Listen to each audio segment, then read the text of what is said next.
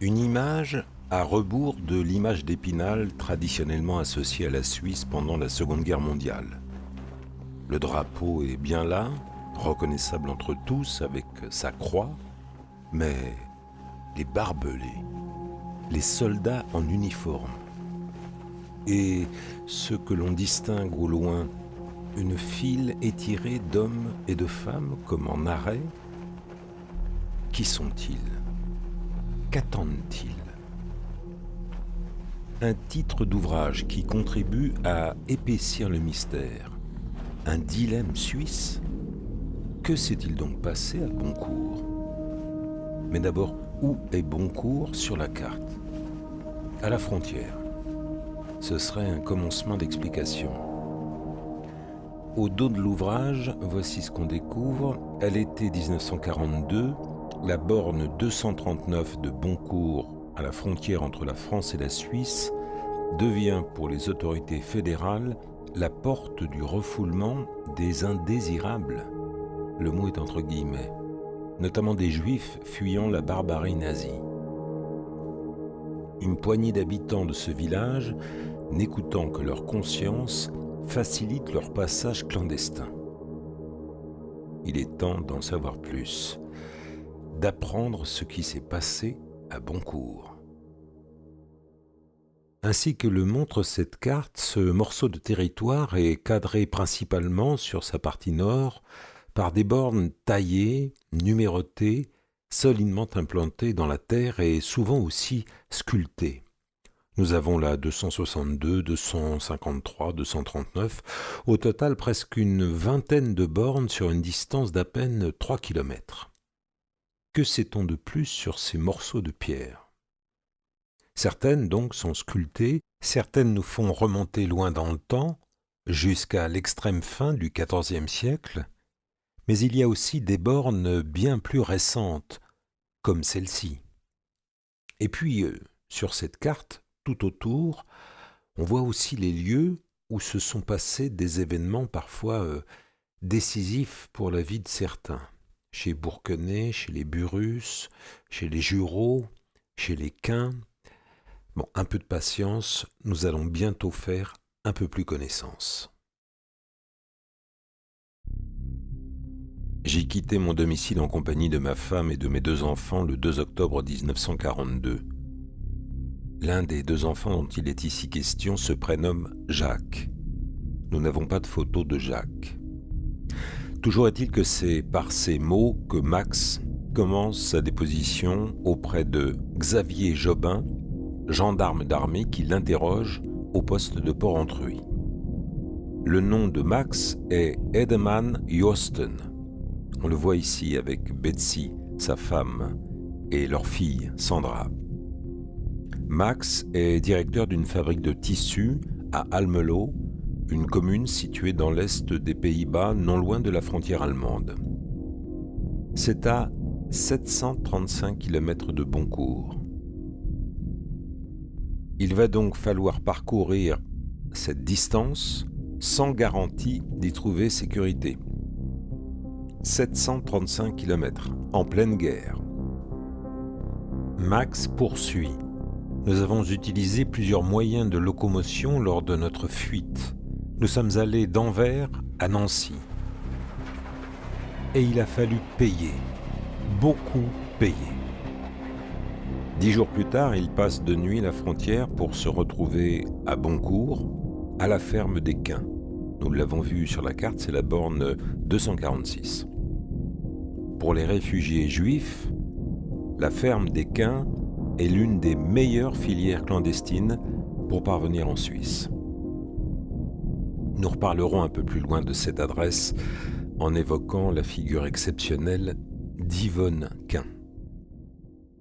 Monsieur le conseiller fédéral, j'estime qu'il est de mon devoir de vous faire part de la profonde émotion et de l'indignation causée dans la population de notre pays par les mesures de police draconiennes qui ont été prises pour refouler par-delà notre frontière les malheureux réfugiés qui fuient leur pays. La tendance à considérer les gens comme du bétail, même plus, comme des bêtes malfaisantes qu'il faut anéantir, ne doit pas s'introduire chez nous. C'est par ce courrier très ferme que le maire de Porrentruy et conseiller national Paul Bilieu réagit fin août 1942 au refoulement par un douanier suisse de la famille juive Sonnabend, expulsée par le poste frontière de Boncourt, puis déportée et tuée à Auschwitz. Le Jura a connu plusieurs vagues de réfugiés. La première en 1940, au moment de la débâcle française, la seconde dès janvier 1942, du fait de la politique de la solution finale, visant à l'extermination de tous les juifs d'Europe, du bébé au vieillard. Bien après la guerre, les enfants Sonnabend vont porter plainte contre la Confédération. En 1997, invoquant la loi sur la responsabilité, Charles Sonnabend porte plainte auprès du Conseil fédéral et réclame à la Confédération une indemnité pour tort moral. Sa sœur, Sabine, présente une demande dans le même sens en 1999. Au mois de mai 2000, au terme d'une interminable bataille juridique, les enfants Sonnabend retireront leur plainte contre la Suisse, la Confédération leur versant 200 000 francs pour les frais que la procédure leur a occasionnés. Peu avant, les Sonnabend avaient rencontré le douanier responsable de l'expulsion de leurs parents. L'homme avait alors 92 ans.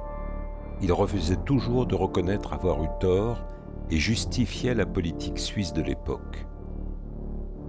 Affaire de conscience. À chacune et chacun de dialoguer avec la sienne.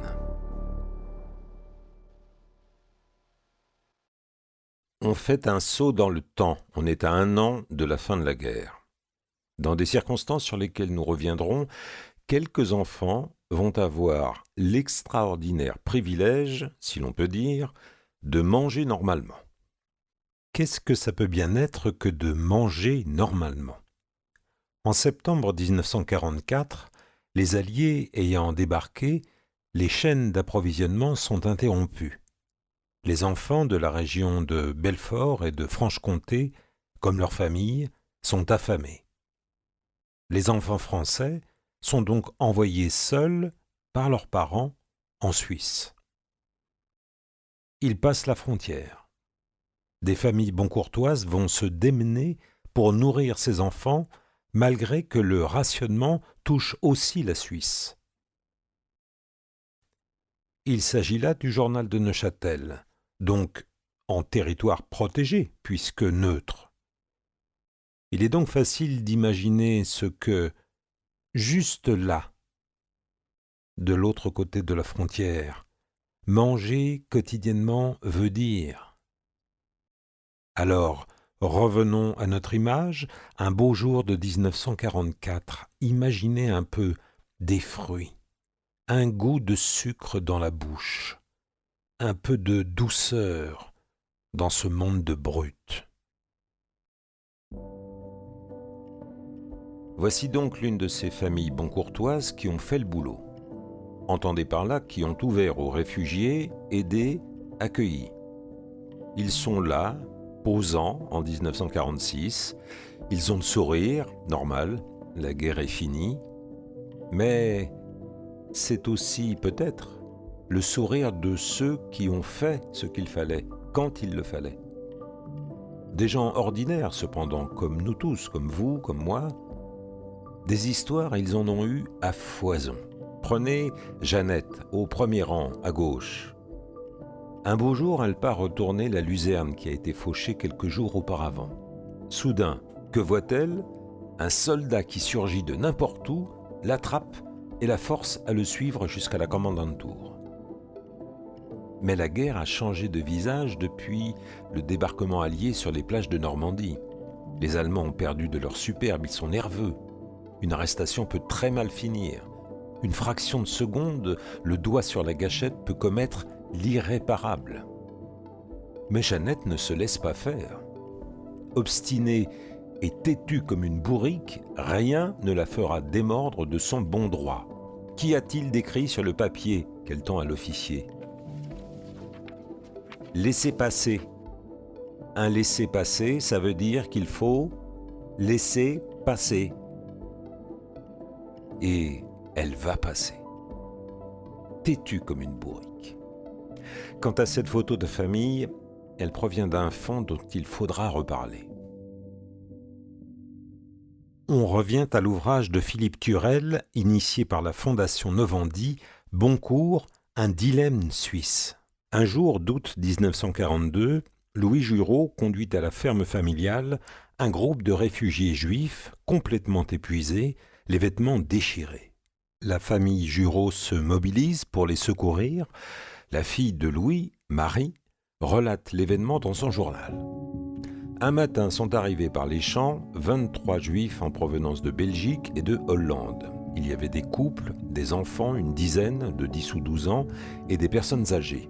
Ils étaient épuisés. Tout le monde s'est mobilisé pour leur donner à manger. Je me souviens d'une belle jeune femme en train de promener une petite fille de 2 ans dans la cour devant la grange. La petite ne s'arrêtait pas de pleurer. Je me suis approché. Lorsque j'ai demandé à la maman si l'enfant pleurait depuis longtemps, elle m'a répondu « Voilà 3 jours qu'on l'endort avec des somnifères. Dès qu'elle se réveille, elle pleure. » Elle m'a raconté qu'elle marchait depuis des jours, depuis qu'ils avaient quitté la Belgique. À ce moment, leur petite fille, Roselyne, 5 ans, arrive. Elle s'approche de la petite en larmes et lui dit « Tiens, pleure plus, je te donne ma Colette. » Colette, c'est une belle petite poupée en celluloïd qu'elle a reçue à Noël. La petite s'arrête de pleurer. Elle regarde la poupée et la prend dans ses bras. Et quelques minutes plus tard, Roselyne revient en tenant une petite valise rouge. « Tiens, je t'ai apporté les habits pour Colette. » La petite fille est rayonnante. La maman, elle s'effondre à genoux devant la grange, en larmes. Une autre famille boncourtoise, les Quint. Eux aussi, ils ont fait ce qu'il fallait, et parfois un peu plus. Conscients du danger, mais déterminés dans leur mission. Dans l'ouvrage Le dilemme suisse, Philippe Turel leur consacre un chapitre pourvu d'un titre pas banal, « Des humanitaires espions chevronnés ». Et les espions sont aussi épiciers. Ils ne sont pas les seuls. La fonction ferme-épicerie est courante, alors il y en a 7 à Boncourt.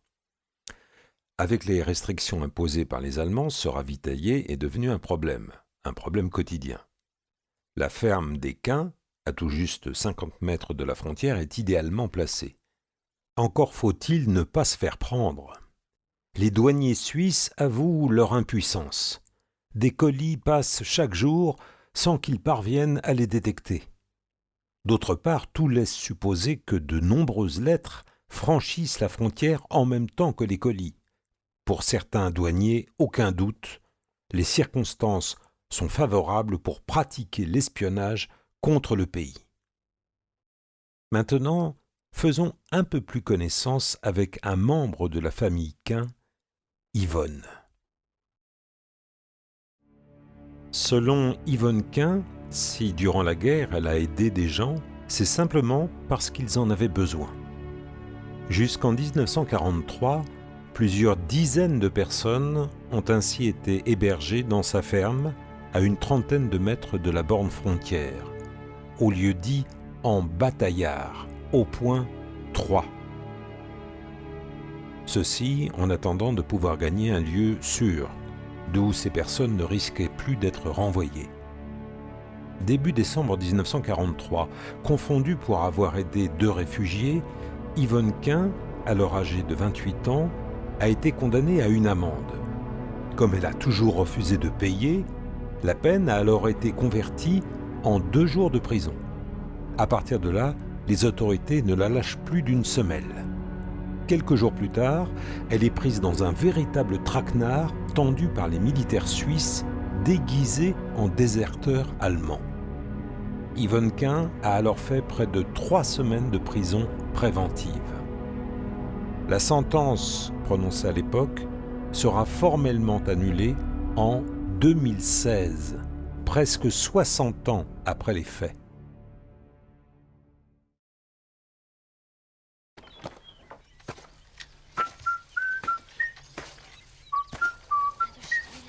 Que sifflotent donc ces douaniers au premier plan de cette image? L'air de la complicité, de l'ignorance feinte, de la désobéissance assumée?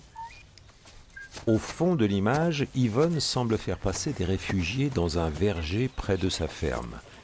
Les douaniers regardent ailleurs. Comme il est rappelé par Philippe Turel dans son ouvrage « Boncourt, un dilemme suisse », il arrive que des réfugiés soient pris par des gardes-frontières suisses à quelques centaines de mètres de la fameuse ferme Sésame de Boncourt. C'est ce qui est arrivé à un petit groupe de 3 juifs néerlandais. L'un était instituteur et les 2 autres, un couple, un acteur de cinéma et sa femme comédienne. Pour eux, impossible d'éviter le refoulement au poste de douane de Déridé. Mais un des gardes-frontières, compréhensif, les a reconduits un peu plus loin, en leur indiquant un chemin plus sûr pour repasser la frontière. Rassuré, le groupe a marché en direction de la Suisse. Au terme de 17 heures d'errance dans la forêt, exténués, ils ont fini par approcher du village de Courtemèche, en Ajoie. Des bûcherons sont venus à leur rencontre, leur ont donné de quoi se restaurer avant de les héberger dans leur maison en rondins. Le lendemain, la petite troupe est parvenue à Delémont, puis à Berne, sans se faire intercepter. Ils étaient hors de danger. Il est parfois important de savoir détourner le regard.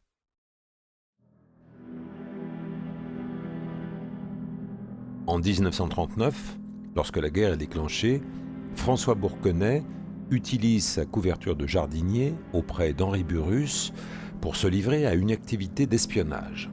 Sa maison, située dans la propriété d'Henri Burrus, est à une vingtaine de pas de la frontière, dans un vrai no man's land.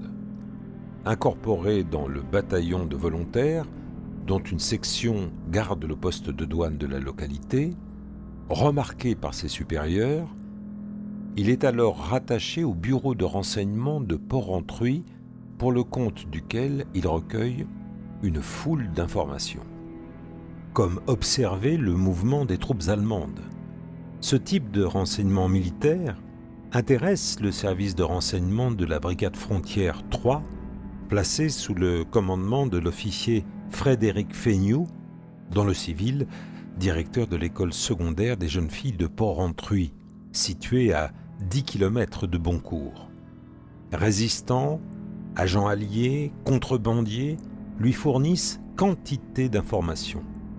À Boncourt, Bourqueney est l'homme de confiance de l'officier.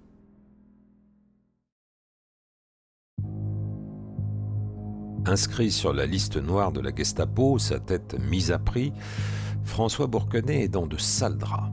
Les Allemands lui ont tendu un piège et comptent bien mettre la main sur cet ennemi du Reich.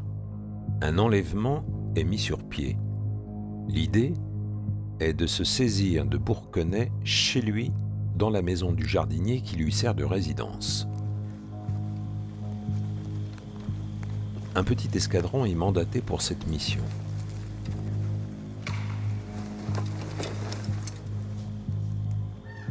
Arrivé près de la maison,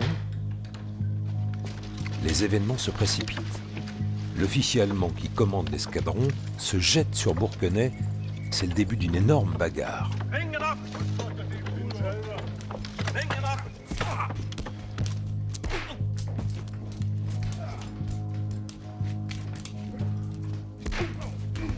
Non loin de là, son fils assiste à la scène et va la raconter plus tard à sa fille, la petite fille de François Bourqueney, Florence. Il était sur le pas de la porte qu'il a vu le soldat venir à sa rencontre et il a tout de suite vu que ça tournait mal et son papa lui a dit de rentrer. Il avait vu que c'était un officier allemand, il s'était battu avec, il a réussi à le tirer du côté suisse. Et une fois qu'il a été du côté suisse, il a sorti son pistolet. Le soldat allemand n'a plus osé bouger. Et il a vu à ce moment-là que dans la forêt, à 100 mètres sur France, il y avait d'autres soldats qui attendaient avec des chiens. Et lui, il a amené cet Allemand au poste frontière. Voilà comme il nous a raconté on aimait bien qu'il nous raconte la guerre, parce que ça nous impressionnait. Bourquenay reprendra sa vie de jardinier comme si de rien n'était. Jusqu'à son décès, en 1986, il ne parlera que de manière succincte, discrète, de ses activités clandestines, en refusant de révéler, même au sein de sa propre famille, le moindre nom. Arrêtons-nous sur ce mot central, le dilemme. Dit autrement, est-ce que je fais quelque chose pour sauver des vies, sachant qu'en le faisant, je deviens hors la loi? Ai-je envie d'être hors la loi? Aurais-je le courage d'être hors la loi? Si un réfugié, une famille de réfugiés, avec, appuyons là où ça peut faire mal, un bébé dans les bras, si ceux-là viennent un soir cogner à ma porte pour échapper à la guerre ou à la mort, est-ce que je leur ouvre alors que c'est interdit? Ou est-ce que je ne leur ouvre pas? Eux ont été confrontés à ce dilemme. À gauche, Albert et Odile Burrus, à Boncourt. À droite, la famille Viellard, en France, à Morvillard. Henri, le père, son épouse, Marie-Josée, c'est une Burrus. Alors, que fait-on quand il s'agit de choisir? Quand il s'agit d'agir? Quand l'atermoiement n'est plus de mise? Personne n'a la réponse à l'avance. Mais au moins, chacun peut y penser, voire s'y préparer. C'est une affaire de conscience.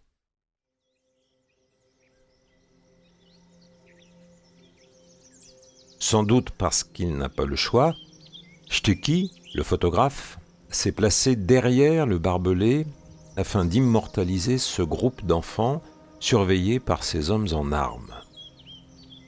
Comme une espèce de menace imprécise, deux des soldats ont le regard tourné vers l'objectif. La légende de la photo nous apprend que certains garçons, suspectés d'être indésirables parce que juifs ou alsaciens, ont été extraits sans ménagement du groupe par les Allemands. L'expression « sans ménagement » laisse entrevoir la brutalité de la scène.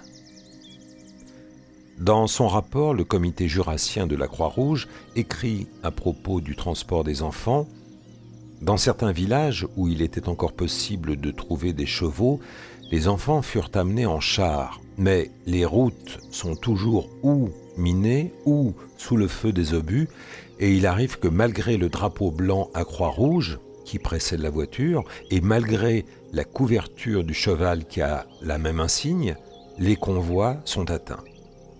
Et puis, plus loin dans le rapport, les enfants sous l'impression de la peur et l'angoisse se tiennent ensemble. Et lorsqu'on réussit à les distraire un moment, ils posent invariablement la même question.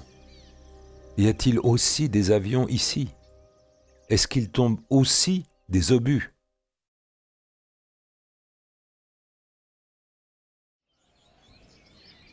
Stucky, le photographe, s'est placé à un autre endroit. Un bon photographe ne cadre pas au hasard. Vous le voyez, les barbelés sont toujours visibles. Nous avons là un quatuor de femmes, un duo de chiens et un groupe d'hommes. Certains suisses, d'autres allemands. Tous en uniforme. La légende explicative nous révèle que nous avons là affaire à des soldats de la Wehrmacht, l'armée de terre allemande, des officiers suisses et des SS de la division Totenkopf, la division tête de mort, chargée par ailleurs de la gestion des camps de concentration et d'extermination. Que font donc ces derniers ici, à la frontière? Ils recherchent tout simplement des enfants juifs, les fameux indésirables, entre guillemets.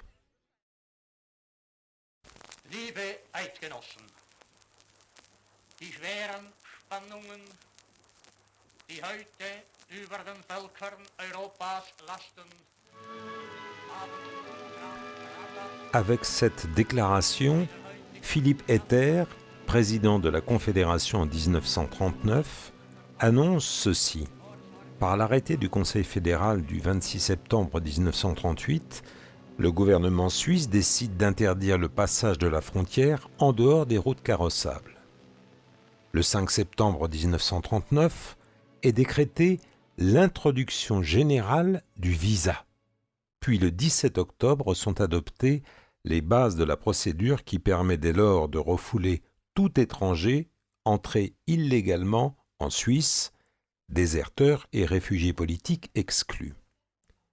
Le 26 septembre 1942, la solution finale est en cours depuis le début de l'année. Le Conseil fédéral ajoute dans une nouvelle directive les cas dans lesquels le refoulement serait une mesure extrêmement dure.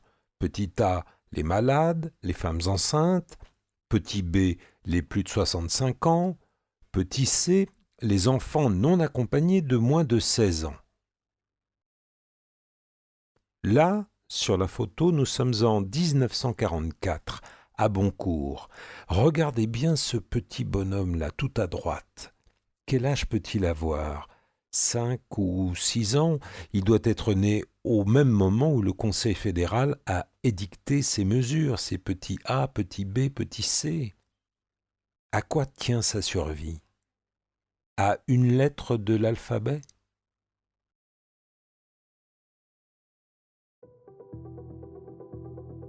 En ces temps difficiles, où bien des territoires ont été bombardés, l'un des rares postes de douane vraiment praticables est le poste de Déridé. Côté suisse, outre les soldats et les douaniers, il y a là le personnel de la Croix-Rouge. Assise derrière sa machine à écrire, Odette Burrus est spontanément proposée comme volontaire, tout comme sa sœur Marcelle. Elles sont là parmi tant d'autres. 1000 à 1400 bénévoles réguliers œuvrent dans toute la Suisse, notamment pour remettre en contact ceux que la guerre a séparés. Les travaux qui leur sont confiés sont très variés, établissement et classement de fiches, communication aux familles, tri des lettres, transcription de messages, travaux de traduction. Ce travail de fourmi aboutira à quelques 20 millions de fiches au sortir de la guerre. Odette et Marcel, là où elles se trouvent, participent à cette mission que la Suisse s'est fixée, faire du pays le refuge de l'enfance dévastée par la guerre. La dimension est évidemment morale. Elle est aussi symbolique pour un pays qui cherche à mettre en valeur sa neutralité. Le médecin suisse Hugo Oltramar, l'un des principaux initiateurs du secours aux enfants, n'a-t-il pas déclaré « La Suisse, terre de paix, oasis de sécurité, pays de soleil, de grand air et de montagne, est magnifiquement organisée pour devenir le lieu de refuge de toute l'enfance malheureuse d'Europe. Il s'agit d'engager la Suisse tout entière dans une œuvre de responsabilité européenne conforme à ses traditions. » Et les petites mains se sont mises au boulot. Ceci n'a rien d'original ni de particulier. Dans les temps difficiles, on compte toujours sur les petites mains et les bonnes âmes. Revoilà un de ces petits bonshommes placés en Suisse pour être à l'abri des bombardements, des avions qui font peur, de la guerre. Que nous montre-t-il ? Une étiquette. Il y a sans doute écrit dessus son nom, peut-être le nom du village ou de la ville d'où il vient, si toutefois il connaît ce nom.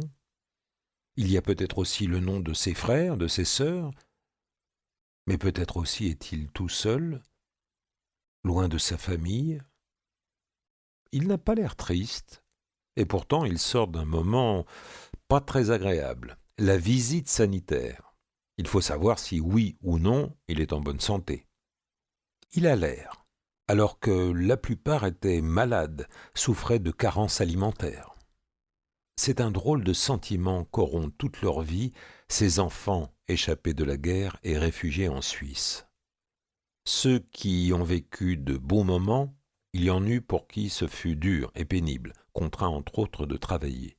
Mais les autres, vont garder longtemps un sentiment un peu coupable. Coupable d'avoir été protégés, nourris, choyés, chocolatés. Une vie normale pendant que la guerre est ailleurs. Est-ce bien normal ? Regardez bien, ils ont tous leur étiquette, avec écrit dessus leur pédigré. Qui sont-ils ? D'où viennent-ils ?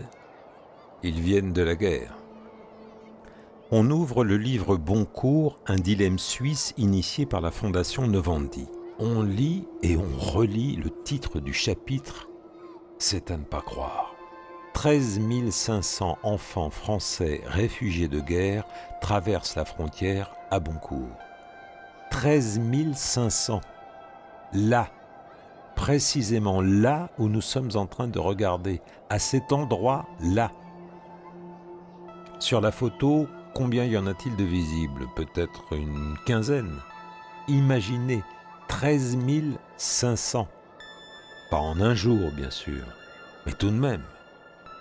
13 500 du 23 septembre au 8 novembre 1944. Ils sont tous couverts, manteau, écharpe, bonnet, donc ça caille. Ça caille, mais ça sauve. Poursuivons la lecture. Des enfants de moins de 13 ans, des très jeunes, on le voit sur la photo, des bébés dans leur landau, des mamans ont tenu à accompagner leur nouveau-né. Elles confient les petites valises aux infirmières et repartent en pleurant retrouver l'enfer de Belfort. L'enfer parce que Belfort est sous les bombardements. Et ce passage glaçant. Soudain, un SS extirpe l'un d'eux du groupe avec sa besace à la main.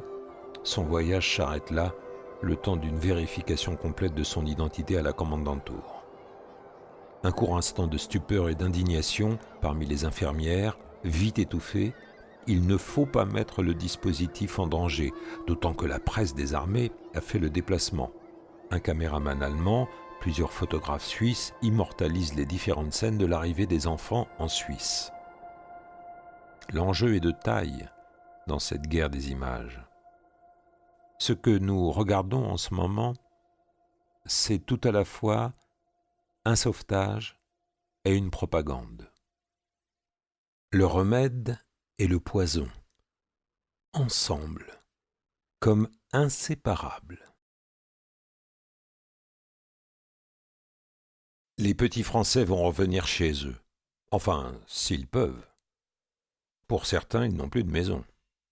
Pour d'autres, ils n'ont plus de foyer. Les bombardements ont eu raison du bâti et des gens qui y habitaient. C'est l'armée suisse qui est chargée de ce rapatriement en lien avec les CFF pour l'acheminement. 13 500 à raison de 250 enfants par jour. On espère boucler l'affaire en 6 semaines.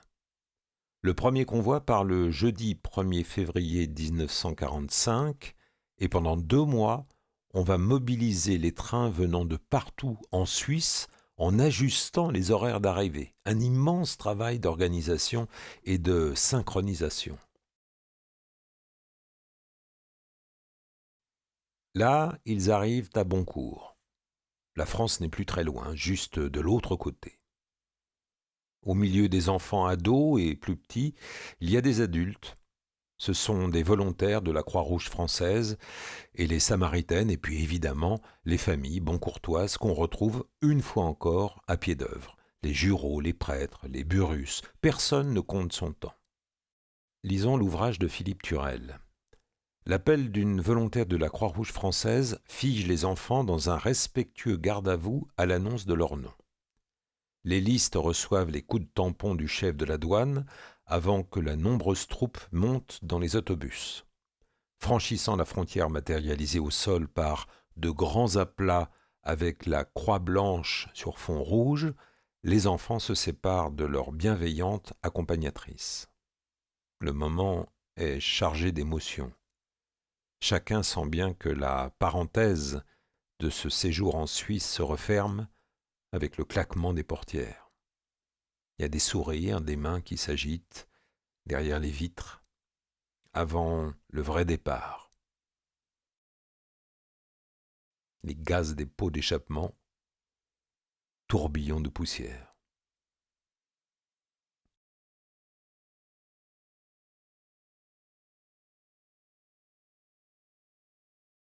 Fin de la parenthèse suisse, pas vraiment. Beaucoup reviendront voir, revoir, quand ils seront plus grands ou encore plus vieux, au bout du chemin, une dernière fois, la tête et le cœur pleins. Encore une fois, étreindre, remercier et remercier encore. Charles, fils de Marguerite et Léon, petit-fils d'Albert et d'Odile Burrus. Charles va à l'école comme tous les enfants de Suisse. Charles a donc un cartable pour transporter ses affaires d'école, c'est-à-dire les cahiers, les livres, la trousse, ce qui fait déjà un certain poids. Et si en plus on rajoute quelques papiers, ça fait une charge supplémentaire. Mais ça peut sauver des vies. Le jeu n'en vaut-il pas la chandelle ? Charles, après-guerre, une fois devenu adulte, va déclarer « Avec mon cartable, j'allais soi-disant rendre mes devoirs à l'institutrice de la queue au loup, qui me servait prétendument de répétitrice. En réalité, je m'arrêtais dans une ferme, je donnais les documents à l'agricultrice qui se chargeait de les transmettre à qui de droit. Autrement dit, dans la ferme située à la frontière, chez la famille Quin. Quelques papiers en plus dans le cartable pour sauver des vies. Ça donne un autre poids au cartable, non ? Au cours de cette incroyable période, l'encre a beaucoup coulé. Des lettres, par centaines, probablement par milliers.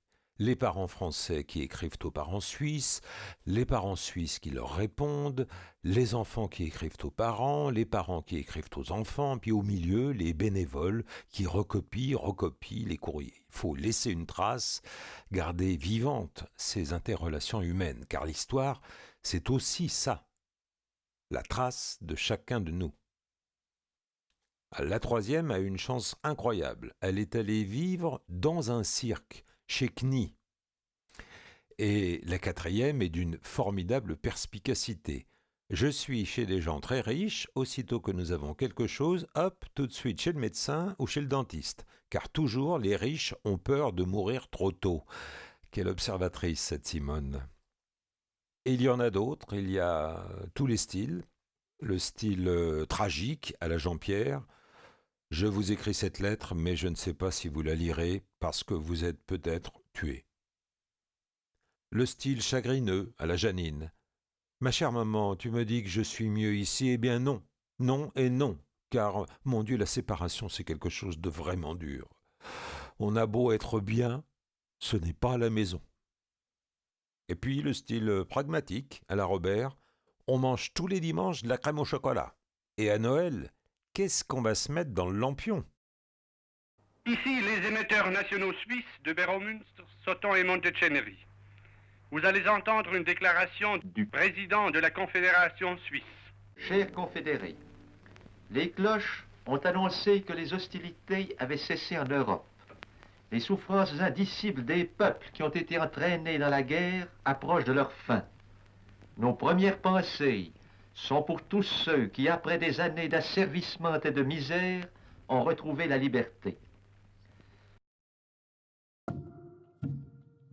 Madame, j'ai été particulièrement touché par la spontanéité des secours que votre comité a fait, avec tant de générosité, distribuer aux familles des régions récemment libérées.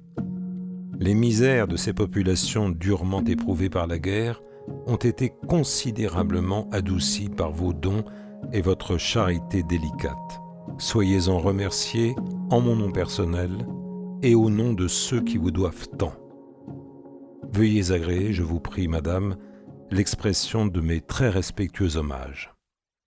Voici le contenu de la lettre envoyée à Madame Marguerite Burrus par le général Delattre de Tassigny qui, à la tête de ce que l'on nomme l'armée de la libération, s'est chargé de la libération des territoires de Belfort à la fin novembre 1944. La lettre est datée du 21 janvier 1945, 2 mois plus tard. Marguerite Burrus, présidente de la section de Boncourt de la Croix-Rouge suisse, Secours aux enfants. En juin 1940, elle conduit une partie du 409e régiment français de DCA en déroute à travers la Porte de France sur le domaine de Guillet alors qu'ils regagnent la forêt de Saint-André. Elle les aide à s'installer à Boncourt en organisant un dîner pour le quartier général français du régiment. Tout au long de la guerre, elle apporte son aide aux sinistrés et aux internés civils, dont les enfants réfugiés de Belfort.